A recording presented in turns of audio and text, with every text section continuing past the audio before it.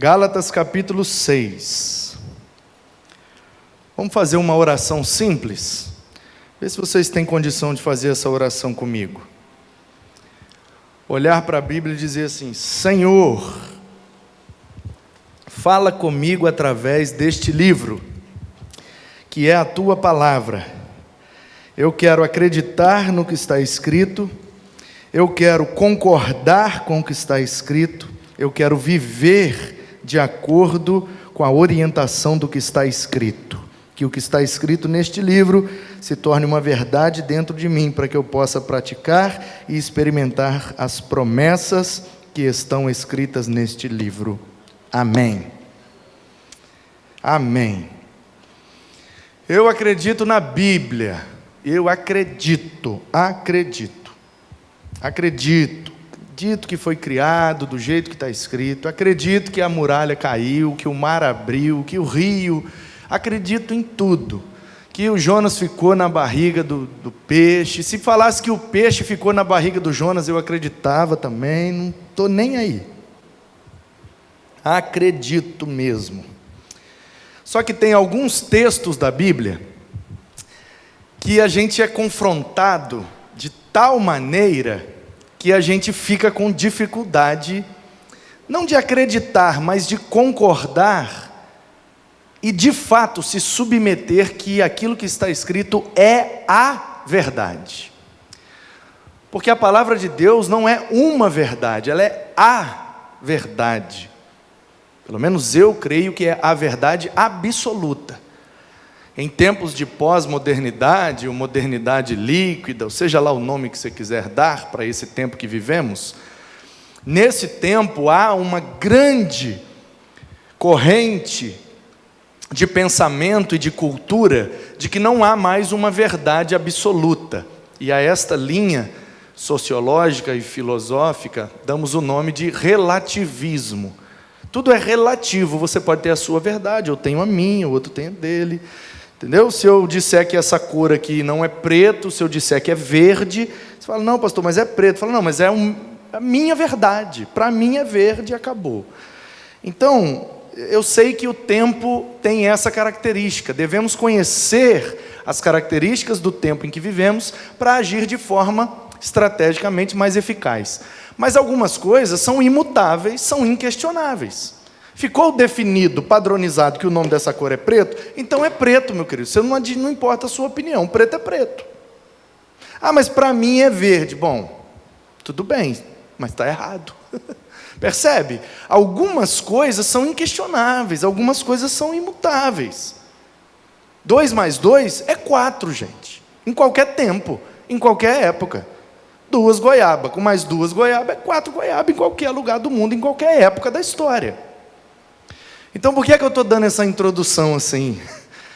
Porque o texto que eu vou ler agora, ele faz parte desse grupo de textos que eu considero difíceis de engolir. Difíceis de engolir. Algumas pessoas têm muita dificuldade. Quer que eu dê outros exemplos? Então vamos lá.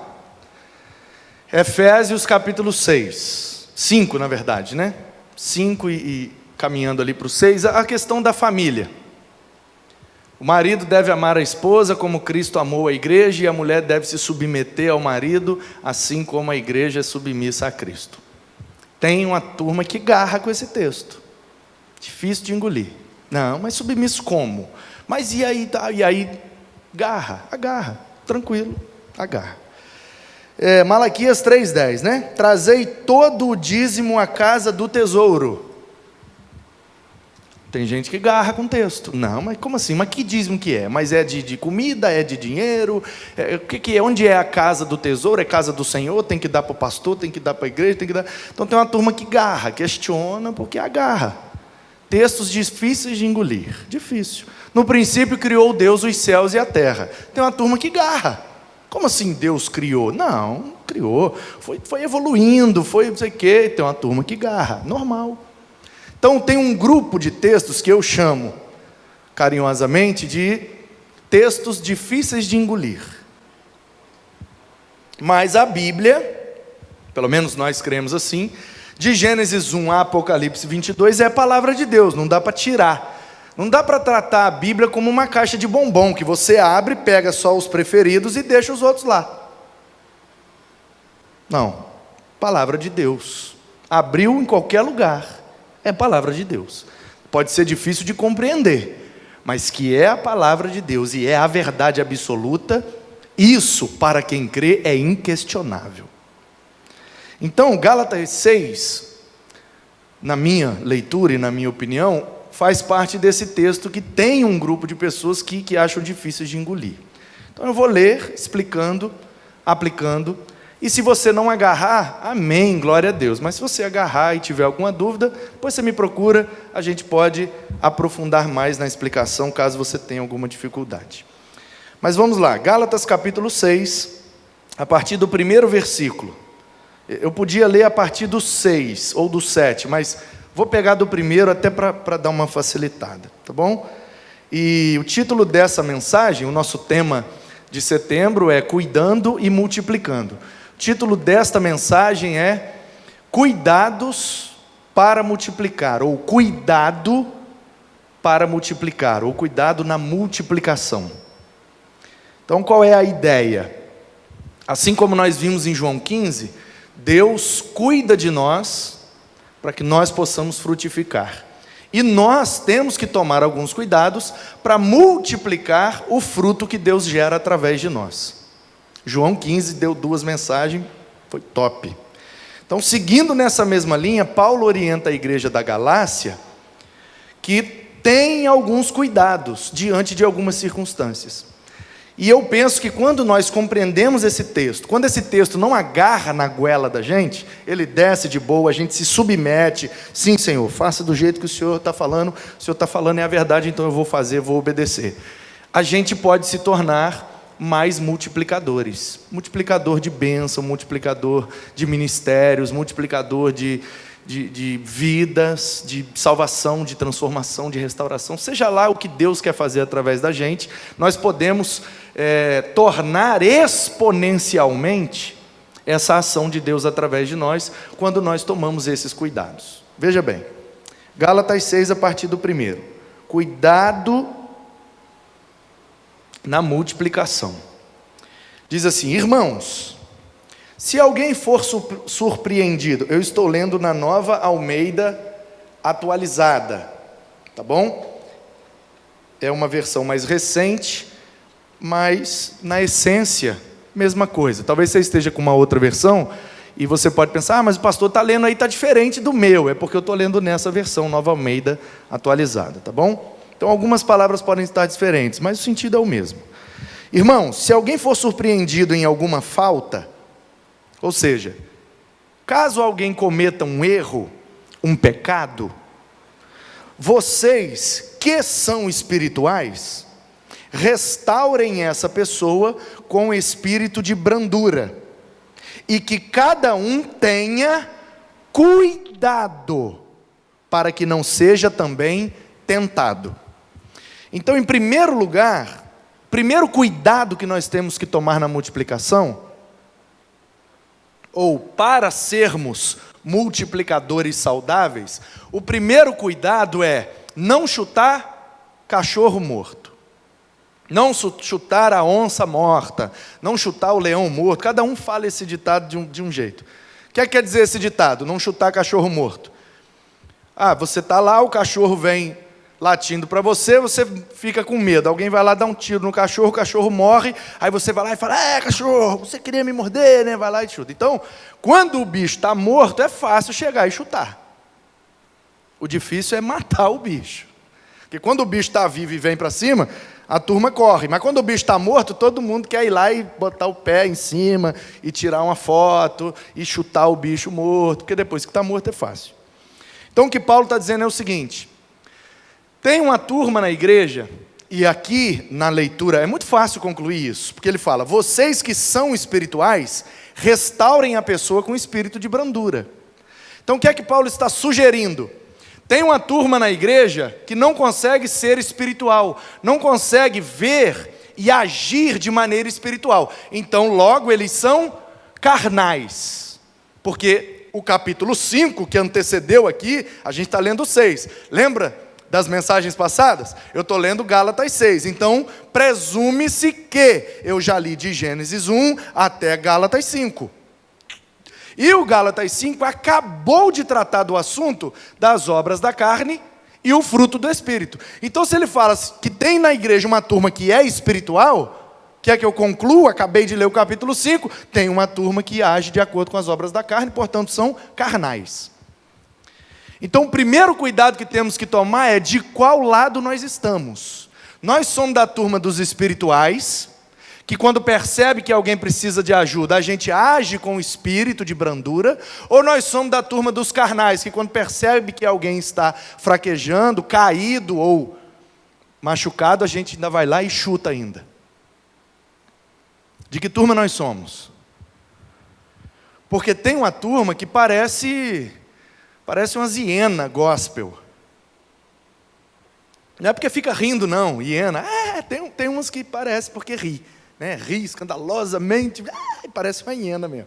Mas não estou falando nesse sentido do riso. Estou falando no sentido, como é que eu poderia dizer?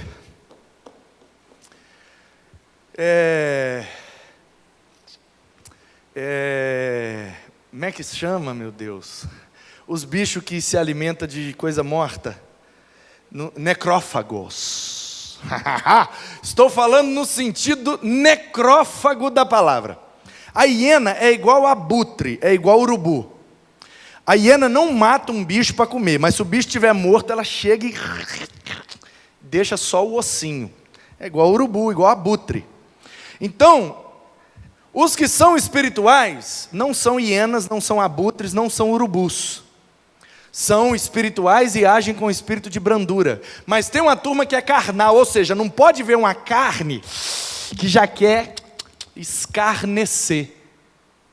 Sabe o Salmo 1 que diz a roda dos escarnecedores? O original ali sugere a ação do abutre ou do corvo comendo o animal depois que morre, escarnecendo, arrancando as carnes de um animal.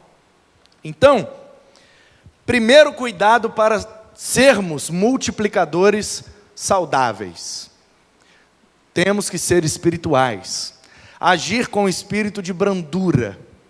E quando percebermos que alguém cometeu uma falta, caiu em algum pecado, deslizou em algum erro, devemos ser aqueles que estendem a mão para ajudar a levantar, porque para derrubar e chutar, tem muito já. Entendeu?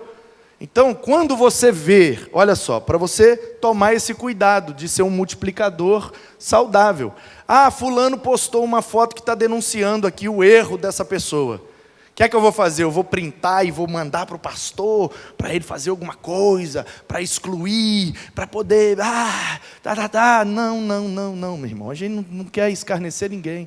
A gente não quer ajudar quem está caído. Presta atenção numa coisa, se a pessoa está publicando o seu erro, publicando o seu pecado, mesmo sendo membro de uma igreja, frequentador de uma determinada comunidade cristã, ela por si só já está demonstrando que precisa de ajuda. De ajuda. Eu vejo uma pessoa jogada na rua, dormindo em cima de um papelão, sem coberta, sem nada. Eu ainda vou lá e vou jogar um balde de água fria ainda. A pessoa já está dormindo na rua, na calçada, sem coberta, eu ainda jogo uma água fria por cima.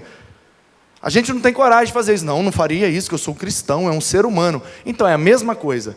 A pessoa que está cometendo um pecado, um erro, uma falta, é um ser humano que precisa de ajuda. Nosso papel não é empurrar para o abismo, é estender a mão para ajudar, orar, fazer uma visita, mandar uma mensagem. Está precisando de alguma coisa, está acontecendo algum problema, jamais ficar apontando o erro da pessoa. Sabe por quê? Porque a pessoa que conhece o que é certo e ainda assim insiste em fazer o que é errado, a consciência pesada já é o algoz dessa pessoa. A gente não precisa bater, a consciência já bate, e bate pesado. Então nós temos que ser da turma dos espirituais e brandos. Entendeu? Chegou, está aí e tal, mas semana passada estava lá naquela situação. Como é que a gente vai agir com essa pessoa que estava cometendo um erro? Bom, vamos ver o que ela está precisando. O que ela está precisando? Vamos ajudá-la. É um abraço? É o que é? Então precisamos agir com espírito de brandura e ter o cuidado para que nós também não sejamos tentados. Ele está dizendo, é como se fosse assim, ó, não, aí eu vou usar um outro ditado, que não é Bíblia, mas para ilustrar o que a Bíblia está dizendo. Não fique sentado em cima do seu rabo, falando do rabo do outro. Se você tem janela de vidro, não joga pedra na janela dos outros. Se você é ser humano, pecador, como aquele que acabou de cometer um pecado e isso foi publicado, não digo publicado em redes sociais, porque agora esse termo tem muita associação. Eu digo, tornou-se público. Okay? Tornou-se público que tal pessoa cometeu um determinado erro. Ainda que seja público para um pequeno grupo de pessoas, tornou-se público. Então temos que agir com espírito de brandura. E temos que tomar cuidado. Por quê? Porque hoje eu posso estar batendo em quem está errando, mas amanhã eu posso ser quem está apanhando, porque errei. Então aqueles que são misericordiosos, alcançarão misericórdia. Então é uma dica que o Paulo está dando. Quando você vê alguém passando uma dificuldade em termos espirituais, morais, éticos, uma pessoa cometendo um pecado, um erro, uma falta, não bate não, porque amanhã pode ser você, e você não vai gostar de apanhar. É isso que ele está dizendo. E esse é o primeiro cuidado então, que nós temos que tomar. Versículo 2. Levem as cargas uns dos outros, e assim estarão cumprindo a lei de Cristo. Levar a carga um do outro. Qual é o seu problema? Eu vou te ajudar a levar. Agora, quando você ficar sabendo do meu problema, você também precisa me ajudar a carregar. Uns, está no plural, ó. Uns dos outros. Eu, quando descobrir o seu defeito, eu vou te ajudar, vou te compreender, vou saber, não, o fulano tem esse defeito. Não é maldade, não é por maldade ou de propósito, para machucar a gente. Não, ele é assim mesmo. É uma característica, é um defeito? É. Precisa ser tratado? Precisa. Mas eu vou então ajudá-lo a carregar essa carga. Aí, quando ele descobrir o meu defeito, ele precisa agir da mesma forma. Não, o pastor fez isso, mas é porque ele é assim, não é porque ele está sendo ruim. Então, assim como eu tenho as minhas cargas e ele me ajuda a levar, ele tem as cargas dele, eu tenho que ajudar ele a levar. E vice-versa. É assim que a gente continua rompendo, cuidando e multiplicando. Se eu descobrir uma carga que você tem, eu preciso me colocar à disposição para ajudar a carregar. Quando você descobrir que eu tenho uma carga, se coloque à disposição para carregar. A gente vai se cuidando e multiplicando. Porque, vamos supor, ilustrado aqui, se sua carga tem 10 quilos e minha carga tem 10 quilos, se cada um pegar a sua, é cada um pegando 10 quilos. Agora, se eu te ajudar a levar a sua, aí são 2 para levar os 10 quilos, depois os 2 para pegar a minha de 10 quilos. Então ficou 5 quilos para cada um. Fica mais leve quando a gente se ajuda. Entendeu? Por isso que multiplica. Por isso que quando a gente cuida, a gente multiplica. Tem um para carregar 10 quilos, mas quando a gente se cuida, tem 2. E se tiver 10? 10 para carregar 10 quilos vai dar 1 quilo para cada um. Está vendo a multiplicação? Quando há o cuidado. Porque se alguém julga ser alguma coisa, não sendo nada, engana a si mesmo. Aí o 4, preciso, 3 e 4 é uma coisa só. Então, para compreender, vamos lá. Se alguém julga ser alguma coisa não sendo nada, engana-se a si mesmo. Mas que cada um examine o seu próprio modo de agir. E então terá motivo de gloriar-se unicamente em si e não em outro. Ó, o que é que Paulo está dizendo? Lê aí e vê se eu estou viajando na interpretação. Paulo está dizendo assim, ó. Quando uma pessoa falar dela mesma, que ela se certifique de que o que ela está falando é verdade. Tem uma trend rolando aí agora no TikTok ou no Reels do Instagram. Porque o Zuckerberg é sinistro, né? O Instagram bombou, ele comprou o Instagram. O WhatsApp bombou, ele comprou o WhatsApp. Aí agora o TikTok bombou, o TikTok é de uma menina, não sei se é japonesa, coreana, o que é. Então ele viu que o TikTok bombou, ele tentou comprar. A menina, tinha que ser, né? A menina falou, não vendo não. Aí ele foi e criou no Instagram uma maneira de editar os vídeos parecido com a do TikTok, que é o chamado Reels. E aí a pessoa pode fazer um Reels editando, mais ou menos parecido com o TikTok, para poder, entre aspas, ter um TikTok dentro do Instagram. Então está rolando uma trend. O que é trend? É a modinha do momento. Cada semana, cada dia, os meninos lançam as trends. Aí alguém faz um vídeo que bomba de visualizações. Aí todo mundo quer fazer um vídeo parecido com aquele para entrar na onda dos views daquele. Isso que é trend. Quando alguém abre um caminho, todo mundo quer passar atrás. Então tem uma trend rolando aí agora que é assim, ó.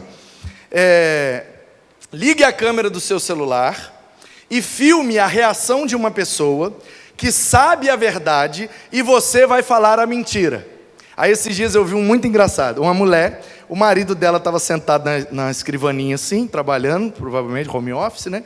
Computador, e ele assim, e ela no sofá, ao que me pareceu, e ela com a câmera ligada do celular, mas assim, parecia que ela estava fazendo uma chamada de vídeo com a amiga dela, ou mandando um áudio, alguma coisa, mas ela estava filmando o marido.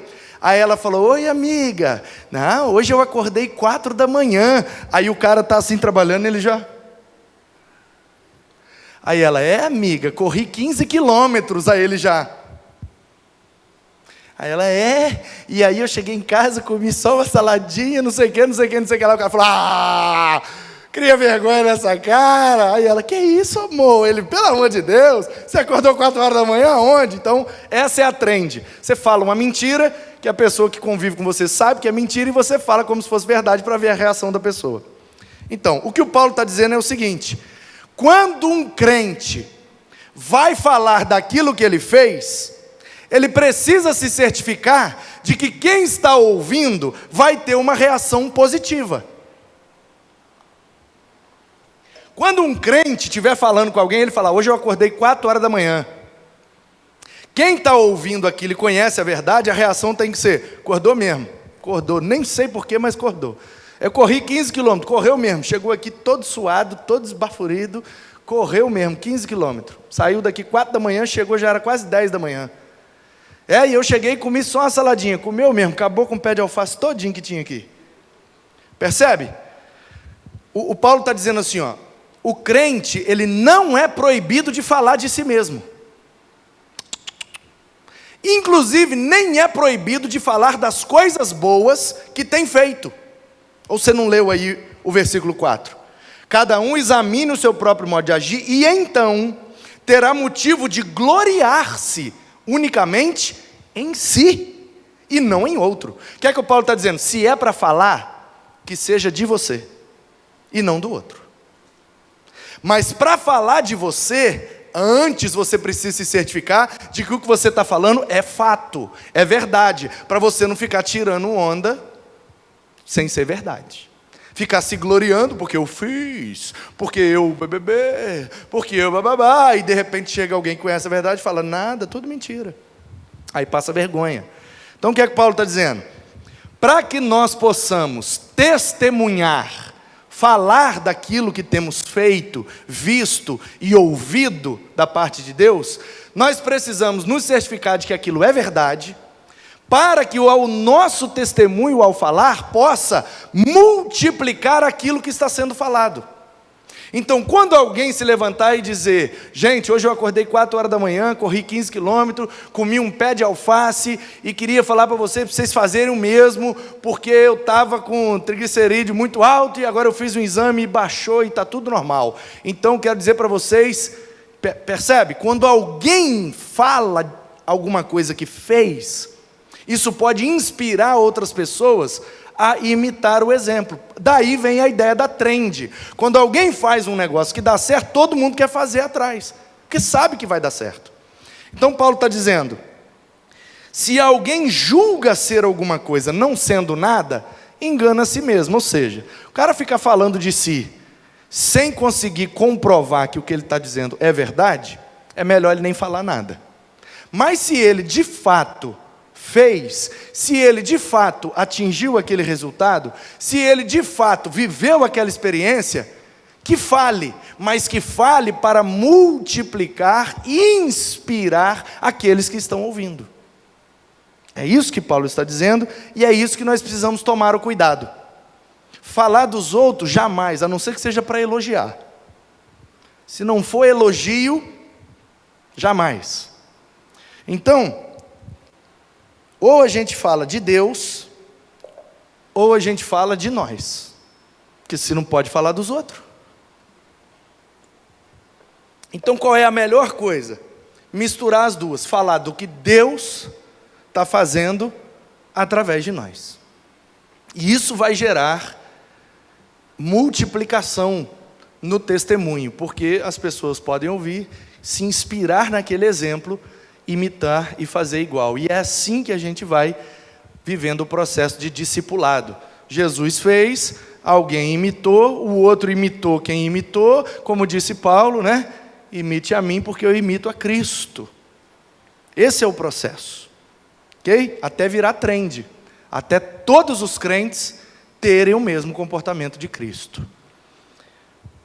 Porque cada um, versículo 5, levará o seu próprio fardo. Uai, mas o Paulo não acabou de falar que a gente tem que carregar o fardo uns dos outros? Porque o primeiro fardo está ligado aos 2 primeiros versículos, que está relacionado ao pecado de uma pessoa, ao erro, ao defeito, a uma dificuldade. Aqui é quando a pessoa fala de si mesmo, é o testemunho pessoal. Então Paulo está dizendo, quando é um pecado, a gente tem que ajudar a carregar, porque o fardo é pesado. Mas quando a pessoa, ela mesma, está promovendo aquela dificuldade, que ela carregue o fardo. Aí o fardo é dela, ela tem que carregar. Ou seja, se eu chegar e dizer, olha gente, hoje eu acordei 4 horas da manhã, e corri 15 quilômetros, e comi um pé de alface. A minha esposa está aqui na minha frente, ela sabe que se eu falar isso é mentira. Então ela vai olhar para mim, e aí nessa hora ela não pode me ajudar a carregar meu fardo. Por quê? Você está inventando mentira aí, agora é problema seu, cara. Não é, meu amor, que eu acordei 4 horas da manhã, aí como é que ela vai agora me ajudar a carregar o fardo? Se é mentira, ela não pode, senão ela se torna mentirosa junto. Então, percebeu? O que Paulo está dizendo é, quando a gente está cometendo erros, está tendo algumas dificuldades, e está vivenciando práticas pecaminosas, nós temos que agir com brandura e ajudar, carregar o fardo. Mas quando a própria pessoa se coloca numa situação complicada e quer te chamar para te fazer de cúmplice, aí, meu amigo, não, agora o fardo é todo seu, você inventou a história, agora você se vira para provar. Eu não vou mentir junto com você, não. Então o fardo lá é uma coisa, o fardo aqui é outra. Ok? Versículo 6, que é o que de fato eu queria falar. Mas aquele que está sendo instruído na palavra, compartilhe todas as coisas boas com aquele que o instrui.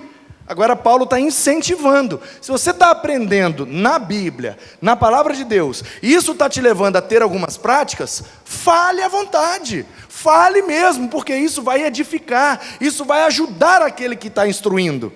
Porque o mestre é Cristo. Ele instruiu os apóstolos, que instruíram, que me instruiu para instruir você, que é para instruir outro. Então, quando a gente vai sendo instruído e vai falando do que estamos sendo instruídos, e é por isso que a gente está colocando aquilo em prática, as pessoas podem se animar e querer também praticar aquilo.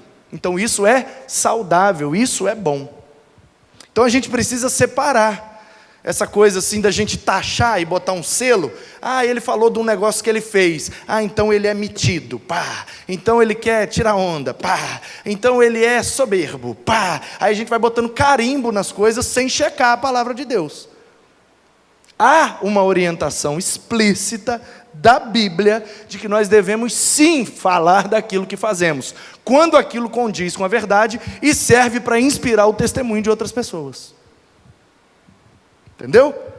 Acordei 7 horas da manhã e carreguei 200 carrinhos de entulho para encher esse quintal aqui, para poder nivelar e está falando do entulho, só para dizer que ele fez mais do que os outros. Não, isso aí é fruto da sua cabeça pecaminosa. Entendeu? Estou falando para inspirar. Para aqueles que ouvem dizer, poxa vida, o pastor acordou, fez sozinho esses carrinhos. Ninguém ajudou ele, não. Não ajudou, o Caio ajudou, o Manuzinho ajudou, o Isaac num dia também ajudou. Mas quem? Poxa, a igreja com centenas de pessoas e só teve 3 adolescentes que ajudou. Para inspirar, entendeu? Para mostrar, se eu, gordo desse jeito, velho desse jeito, cheio de lesões, com triglicerídeo a 1.900, conseguir carregar esse monte de carrinho, você que é novo, saudável, papum, você conseguiria até mais. Então se inspire no exemplo e cai para dentro para fazer, meu querido. Toda ajuda é bem-vinda. Agora é muito fácil, né? Ficar sentadão, apontando, é soberbo, é isso, é aquilo, e na hora de fazer, que é bom, não faz nada. Então o que é pior? Fazer e falar, ou não falar e não fazer, e ainda falar de quem está fazendo. Falei que o texto é difícil de engolir, né?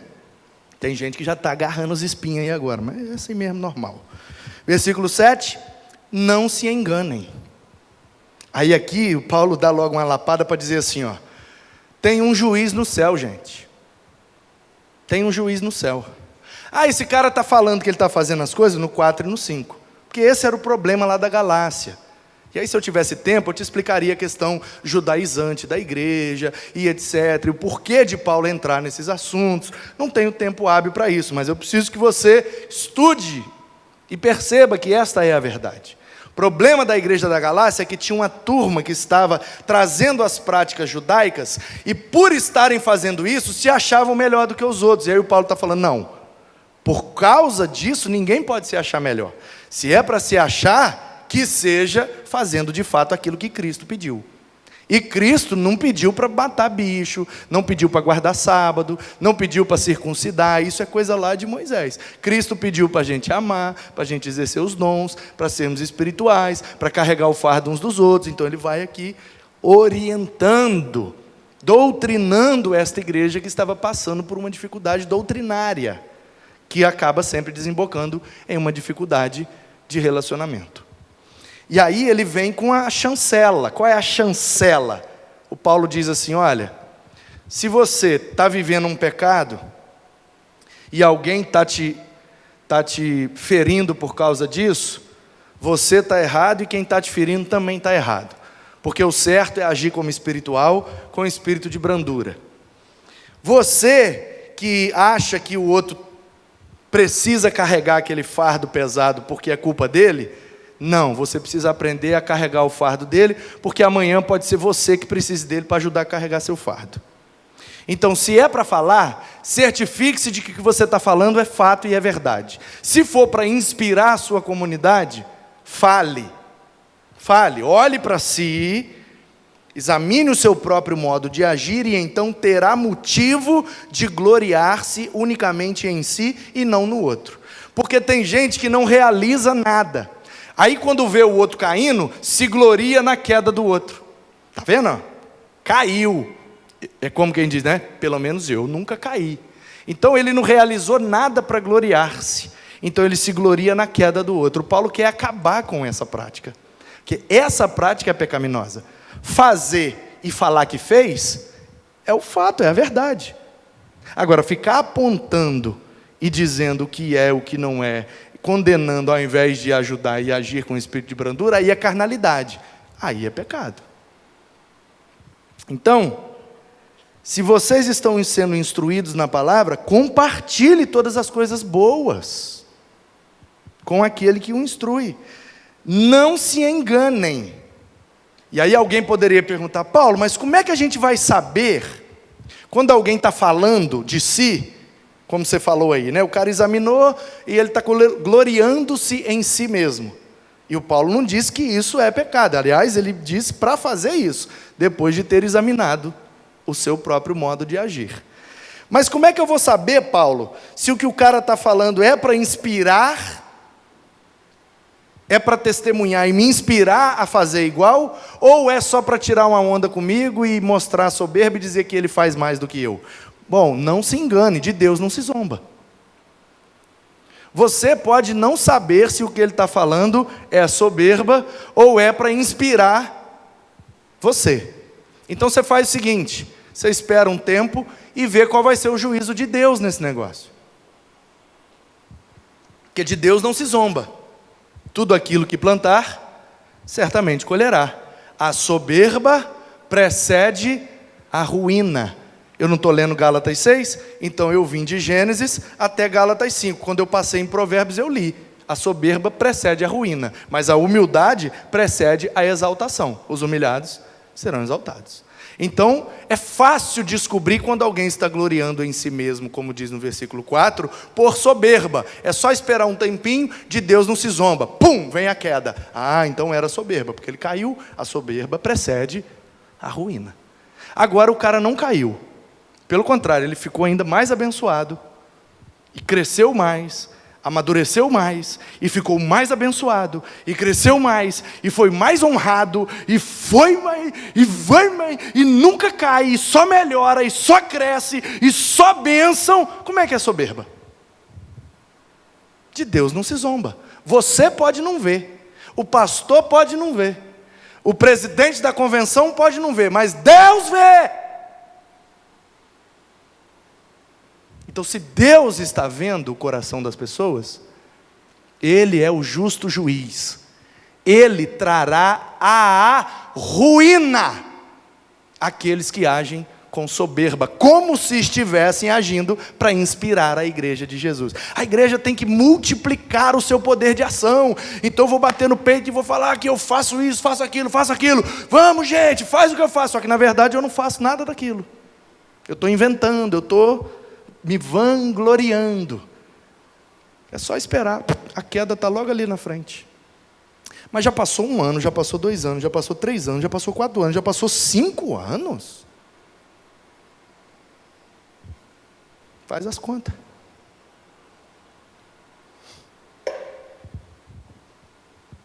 Só cresce, só melhora, é mais bênção, é mais... De Deus não se zomba, meu querido. De Deus não se zomba. Tudo que plantar, certamente colherá. Deixa passar o tempo, e quando o tempo passar, você procure os envolvidos. Bom, o copo falou dele mesmo. Ele disse que ele era um copo que suportava 300 ml de água. Nossa, que copo soberbo. Ele falou que ele suporta 300 ml de água. Como é que ele pode falar um negócio dele? Será que ele está querendo humilhar a garrafa? A garrafa ficou quieta, mesmo sendo ela capaz de suportar 700 ml de água. Quem está certo, o copo ou a garrafa? Deixa o tempo passar. Daqui a 5 anos a gente procura o copo e vê como é que ele está. Aí a gente procura a garrafa e vê como é que ela está. Aí a gente olha e vê como é que foi o juízo de Deus na vida daqueles dois envolvidos naquele processo. Dependendo de como eles estão, é a colheita daquilo que eles plantaram. Você descobre o que a pessoa está plantando quando ela começa a colher. Deixa o tempo passar, perceba a colheita e julgue a semeadura. Quem planta vento, colhe tempestade. Mas quem planta trigo, colhe sustento, o pão da vida, por toda a eternidade. Então Paulo está dizendo, não se preocupem em julgar, nem aquele que comete um erro, nem aquele que está acertando e está dizendo que está acertando. Nós não temos o direito de chutar nem o que erra, nem o que se gloria em si mesmo. Por quê? Porque o único que tem direito de julgar é o Senhor. É dele que não se zomba. E a lei da semeadura foi criada por ele. Então não se engane. Aquilo que a pessoa semear, ela colherá. Quem semeia para a sua própria carne, da carne colherá corrupção. Mas quem semeia para o Espírito, do Espírito colherá vida e vida eterna. E não nos cansemos, aí é a conclusão que eu acho maravilhosa, porque depois de uma conversa dessa, eu estou falando, esse texto é meio indigesto, ele tem cheio de espinha, ele costuma agarrar na goela. Então, mexe nos negócios assim que a gente não quer muito tocar nos assuntos, mas o Paulo é doido, ele não bota pano quente não, ele senta o sarrafo mesmo. Então o que ele está dizendo?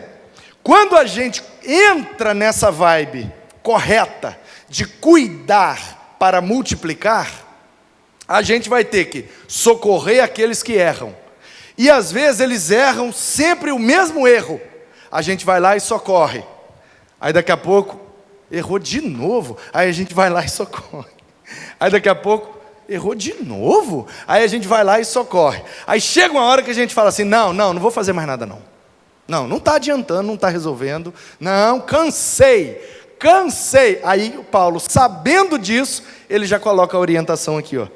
Versículo 9. Não nos cansemos de fazer o bem, porque no tempo certo faremos a colheita, se não desanimarmos.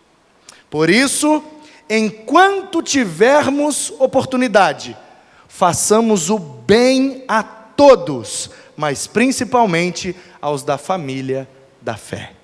O que é que Paulo está dizendo? Cuidar dá trabalho. Cuidar cansa. Ajudar quem erra e se inspirar em quem acerta, cansa. Confronta a gente, mexe no brio da gente. E tem hora que a vontade é de chutar tudo mesmo, e largar tudo mesmo. Aí o Paulo diz, não pode parar de fazer. Continue. Pai, mas eu estou plantando e nada de colher. Cada fruto tem um tempo certo de amadurecer, de brotar. Tem fruta que você planta, daqui a 6 meses você já está colhendo. Outras demoram 1 ano, 2, 3 anos, não sei. Dependendo do terreno também que você planta. Você plantou na beira do rio, é de um jeito. Você plantou lá na terra seca, quase não chove, aí também a frutificação é de outro jeito. Então, veja bem como está semeando. Olhe bem a semente, olhe bem a terra, porque tem semente que é boa e tem terra que é boa. Agora, tem semente que é mais ou menos, tem semente que é até ruim. E tem terra que é mais ou menos e tem terra que é ruim.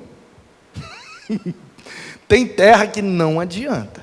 Você vai gastar um saco de semente, vai voltar lá daqui 1 ano e não vai ter nada para colher. Agora, tem terra que você vai gastar uma semente e vai voltar daqui 1 ano e vai ter um saco de fruto para colher. Então, como que eu sei que terra que frutifica mais do que a outra? Eu não sei, o meu papel é semear. Eu vou semeando, fazendo bem, eu vou cuidando. Eu vou cuidando para multiplicar aquilo que Deus tem me dado e tem operado através de mim. Os recursos que Deus me deu, financeiros, intelectuais, emocionais, espirituais, todos esses recursos devem ser investidos na terra do reino de Deus, nas pessoas que pertencem a este reino, como ele diz, principalmente os da família da fé. Então, semeiem, vale a pena semear, porque no tempo certo a gente acaba colhendo. Sempre colheremos aquilo que plantamos. Então, se você não está gostando do que está colhendo, preste atenção no que está plantando. Pode ser a semente, pode ser a terra, pode ser falta da água, falta de adubo, falta de cuidado, falta de poda. Tem vários fatores que podem prejudicar uma colheita.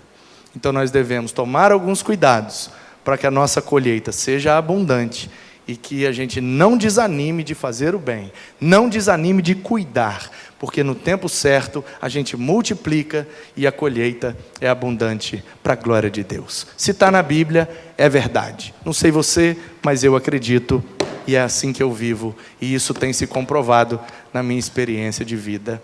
Louvado seja Deus pela veracidade da sua palavra.